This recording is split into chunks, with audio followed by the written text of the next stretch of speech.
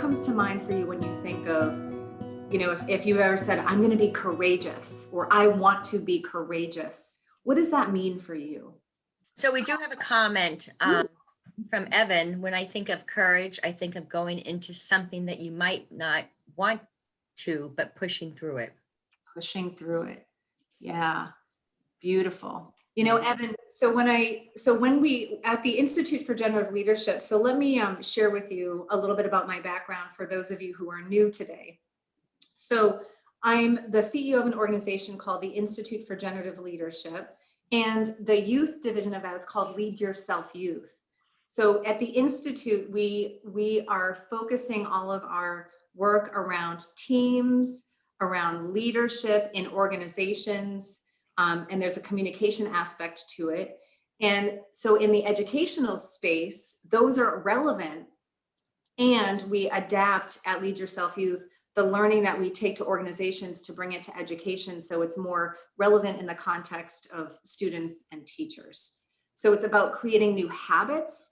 And when we create new habits, it requires that we go to that edge of where comfort is and where discomfort is, because it's in that edge where we learn the most and where we grow the most.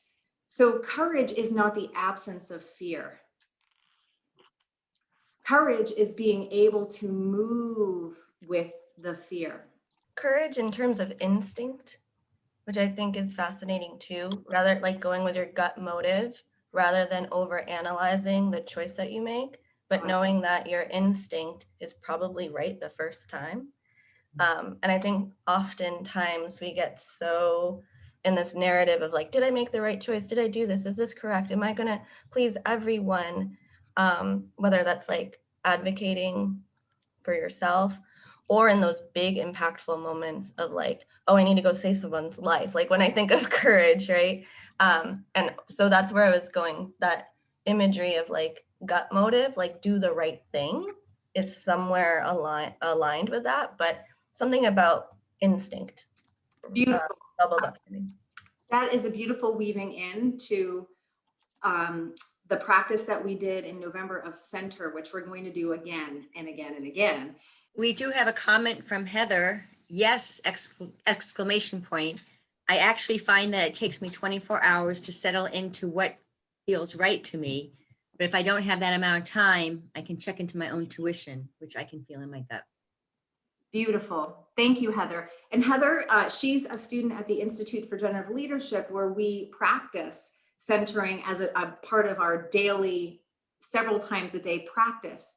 So Heather, what you might notice is that when you first came into this learning around center, that perhaps it was a blind spot and you were reacting, and now you're seeing that it takes some time to recover. And what you'll find with the more that you practice this is 24 hours will go to 12 hours, will go to 10 hours, where you'll be able to recover back, settle in, and take more impactful, purposeful action based on what you care about, because you're trusting your intuition and you're tuning into your parasympathetic part of your nervous system versus the reacting. I don't know, we were just talking about like leadership, and I was saying like how it's kind of like giving a voice to like people who feel like they don't have one, / like helping them develop one for themselves. And Tony was saying how like important it is to care when you're a leader, like, which is really important. Like if you don't care, like why are you doing it?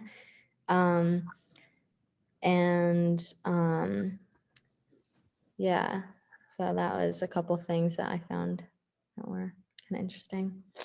What did you notice about your body and your maybe typical or conditioned tendencies to react, or like react as if you want to speak, or to, like we discovered in November, some of us tend to like go way back and not speak and just kind of avoid sharing our voice. So anything that showed up in the domain of body in the conversation, or was that forgotten because we get caught up in the conversation?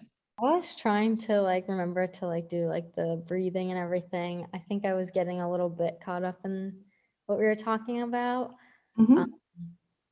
But yeah, I felt like, I don't know, I get like usually like when I do like Zoom like for school, I usually like don't say anything. So I think I was talking like more than I usually would. Nice. Thank you, Emily. Awesome.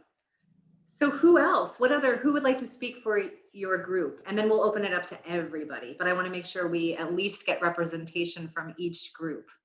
We talked a bit about communication and how important it can be to articulate your thoughts. And I think that actually we during our conversation, I think we did a pretty good job of actually doing it ourselves, of just being able to open up um, and articulate our thoughts very well. I think that both Nevaeh and Edmond did a great job of that.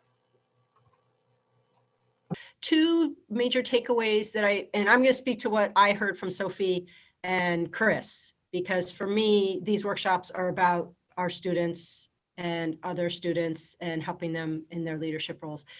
They both spoke about what they feel leadership is about, but they also spoke about goals that they have for themselves as individuals that are aside from their leadership position, but are incredibly important and feed into it. And I think that's something for me, the takeaway there was, in order for them, as Chris said, to mature, and Sophie talked about being a leader who you can't lead without having people follow you. You have to have knowledge of your own, which is what you learn in your classrooms and that sort of thing, is that we have to, as the adults, remember that our students aren't just students. They aren't just leaders. They aren't just athletes. They are at that point in their life where we're asking them to be all. And as you move into college and into your professional careers, nobody's asking you to do everything. You get to focus back on the one thing that you're most passionate about, that you feel that you are interested in, and where you want your life to take you. And while we didn't actually talk about that in our group, that's sort of what I took away from what Sophie and Chris were talking about, because they both mentioned school and college and the other things that they're focusing on this year. And I just want to make sure that I keep that in the forefront of my mind when I'm working with students. Leadership and building teams is so we can fulfill promises that we cannot fulfill on our own. So could I have done the Zoomerating and like breakout rooms by myself? Yes. And my old tendency was to do it because I held that to be the leader is to do everything and to be the expert in everything. And you know what? To be a leader, that's too much. So there's some areas of expertise that I have, of course, but generally when it comes to coordination, I'm not the most organized. So Heather is helping me organize all of my thoughts into a structure so we can take this work into the world in a bigger way. So I'm relying on her there. So I have my gifts and talents. Heather has hers, Cindy, and each of you have yours. So how do we build teams around us? Not just for followership. Sometimes, yes, we want people to follow us because we have a mission. So I have this mission to bring this work into education, and Cindy and Heather and Tony and others are saying, yes, I want to be, and I have that mission too. Let's lead the way. Andrea, lead the way, and I want to be on that team. And then we have teams where we're aligned together. We share that mission and we play different roles to get there, right? So it's not about one person being better or whatever than the other, but sometimes it takes one person to take that stand to say, I'm going to do this thing. Will you help me? And other people are like, yeah, how are we going to do it? I don't know, but I care about this. So do you want to join me? Yeah. So sometimes it just takes the commitment to get there. When I say accessibility, what does that mean to you? So when I'm saying when we're able to settle in, we create accessibility. Why would that be important for leaders? What is accessibility? What does it mean to be accessible? To be able to be kind of, I wouldn't say used, but like to be able to be kind of like called on, but like anywhere for anything, to be able to kind of be open to everything, and to have people have the ability to kind of contact you or do something with you easier, I think. Beautiful. Yes. Anybody else? Be able to offer what you're trying to offer. So to make it, I think, clear that you can, I'm trying to be broad here because I feel like it's not a very specific situation, but to be able to offer what you can offer, to show that, like, to communicate that to people, I think. Beautiful. And what you're saying, Sean, for me, it's like to be able to be an offer, to be accessible, like to ourselves, means that we need to trust our body and our intuition and what it's informing us of. So then we can be a voice for it in a more powerful way. And also, in what Jackson shared, is being accessible to others so they know that they can trust us, they can come to us too. So it's the me space and it's the we space, both of those things. What happens when accessibility is missing? Have you ever had a relationship, and this could be a parent or a friend or a sibling, where they weren't accessible to you? And not naming names, but just generally, yeah, Chris, what happened when accessibility is missing? I think there's kind of like a misconception among like the people and the ones who has a title of leaders, because it's got something lacking, so that there may be an issue of like a trust issue of people may not fully trust them or just fully follow them, or like some confusion may occur. I think that's my opinion. Emily, and then Leslie. I think that like how you think and how you act is like based on like your own like perceptions of like the world, and like your perceptions of what other people are saying to you, and that's all based on like your past experiences and like past feelings about like certain things people have said or done, or like things that have happened. Beautiful. And Leslie, anything you would add to that? I was going to say something around the fact that every single interaction that we have, especially during childhood, builds who we are. And so with how we think has a history behind it. Every thought that we have, there was a preceding thought that kind of built towards that. And so even things that can be very small to either yourself or to someone else can become a very impactful part of who you are, how you choose to act. Mhm. Beautiful. And we live this history as if it's fact, like, okay, this is who I am. I guess this is just, have you ever heard, people say like, that's just the way that I am, as if it's like locked in stone and you can't change it, right? So Cindy, yes, we are what we learn. So we're shaped by our family, our friends, our schools where we grew up. What are some stories that you see that people live as if it's fact? Well, I'll bring up one at the McDuffie School in our community, is that you go to college. That would be a story that is put out there as a value, as it's a college preparatory school. So that is an expectation. And I'm not sure if it is explicitly said as successful, but I feel like that's the principle, the underpinning of it all, is that you go to college. So I'm just putting that out there as that's a story. Exactly right. Leslie, how about you? I think what I would add to McDuffie culture, I think we live, or at least the majority of the student body live, as if we have to always be at 100%, but that's not true whatsoever. And they're always on the go, doing as much as they can, as hard as they can. And I think it's kind of dangerous living as if you're a robot, because we aren't.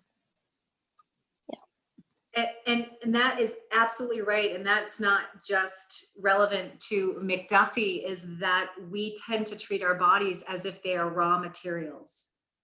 And we learn that being busy is a badge of honor.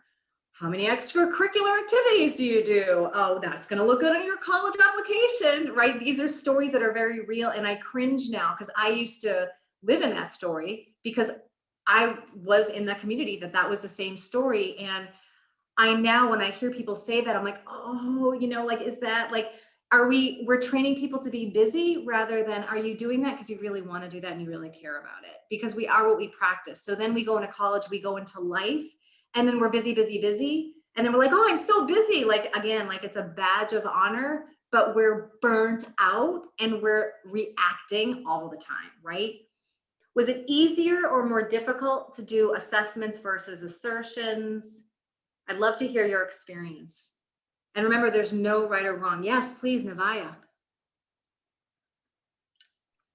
I think assessments are a little bit more easier because we tend to be surrounded by others' assessments of ourselves more often. Your parent will have a comment of how you're this way, or a family friend will have this comment. So assessments are something that we're always hearing around us. And I found that me and Miss Muzzy had very similar assessments about ourselves when in our youth. We were both told, and some will believe, that we were blunt and that we, unapproachable in some instances. And that's something that we bonded over a little bit. Beautiful. And does that, and being in that assessment of I am blunt, like, are you, in some ways, does it serve you, or do you see that it's a barrier for you? Or what's your story around being told that you are blunt? I think it serves me well in most situations because I don't, especially in my own leadership positions, I don't beat around the bush. If there's something that we need to get straight to the point on and discuss it together, I'm going to bring it to that point so we can discuss it together. And I think that's an advantage in some situations, but there's also points where in being that blunt, I can't navigate a social situation as well as somebody who wasn't as blunt could. So it's helpful and it's also bad. Beautiful, beautiful. And so this, like us being able to say what it's serving us, like we have the habits that we do because it served us in some way. And we learned to be this way when we were younger. Perhaps we needed to be blunt because no one was listening. So we had to really like insist our way, and it worked. It produced the listening that we wanted. And maybe as we're growing, we're seeing it's appropriate sometimes, but other times it might come off as too much or inaccessible. So then how do we blend? How do we know when to access that, when it's appropriate and when it's not, but not hold it as a story like it's good or bad? It's like, no, it's that. And how can it serve me? How can it open up possibilities, and how can it close down possibilities? And if it's closing down possibilities, what are the intentional practices I can be in to learn how to be in choice and how to access that? So again, we're going to go deeper into that when we meet again. Beautiful. What else? What else are you noticing about assessments versus, now for me, assessments was harder for me. Assertions, I'm 5'4", I'm a mom of 3. Like, I feel like I can tell you those things, but the assessments about myself, that was difficult. But it sounds like some of you, the assessments were easier than the assertions. So Evan, you were nodding your head. Do you mind if I pick on you? And you can decline. I feel like both were tough when you like on the spot, like when you have like when you're thinking like right on your feet. I feel like both were like a little challenging, but I thought assertions might have been a little easier, but like I feel like when you have time to think about it, you can find more things like assessments and assertions. But when you have like 2-3 minutes, it's tougher to find things that you won't normally like pick up on. Yeah, beautiful. And it really brings to light, you're living a story. You're living many stories. So by being aware of what are the stories, what are the assessments I have about yourself, you can say, oh gosh, now that I'm aware that this is a story, is it really serving me? Or is there a new story I want to create? We are the author of our lives. We can create whatever, that is ours. We can create whatever story we want that's going to serve us. And Edinam. I was in a breakout room with Sean, and one of the assessments that people had of like me, and that I kind of believed, was that people mistaked my passion for being rude and mean and just arrogant when I was just really passionate about something. And Sean had talked about his experience, especially with the college process and like doubts or whatever. So we started talking about the college and how applying adds a lot of stress to a person.